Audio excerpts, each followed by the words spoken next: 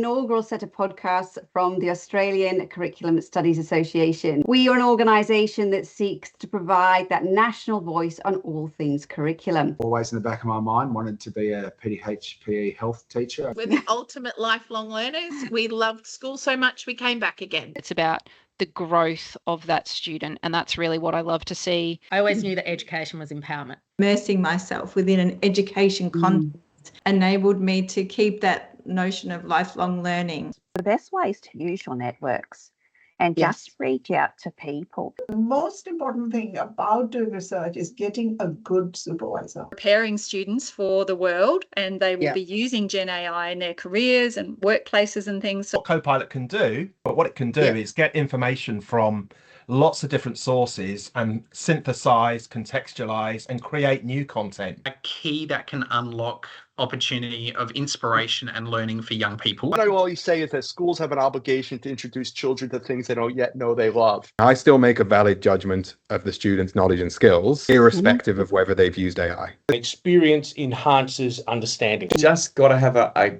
core rationale as to what I can do to make a difference in the lives of more students and more staff. Anyone who's going to get into leadership, I think an understanding of DISC is probably the most important. I'd really love for mainstream Australia to get really excited about being part of this. This is part of their story as well, the story of Australia. Because of those prompts and those probes and asking the right questions, you as the coachee come up with your own solutions. The role of the coach is not necessarily to be complained to, but to provide that complete outsider's perspective where you've got nothing except unconditional positive regard. The environment part of differentiated instruction to me is not time consuming, but it's high quality teaching, ensuring that respectful relationship, safe classroom environment, adjustments in the classroom. Teacher made tests that can equally support you and in terms of identifying and help you enable that child, no matter where they are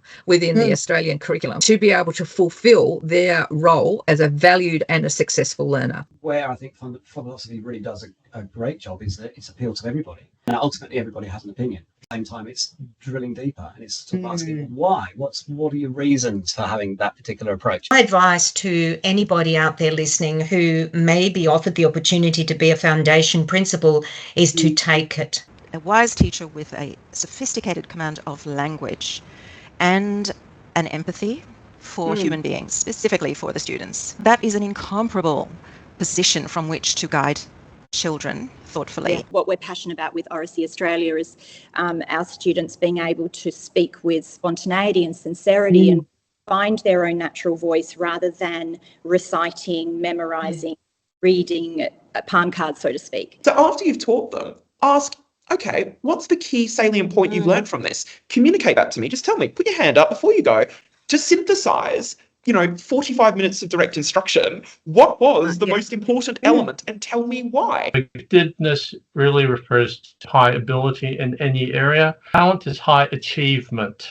But we have to be asking in schools, how do we make sure that we are applying explicit instruction or any other model or program in such a way that the right students are getting what they need, and gifted students who might need something different are getting what they need.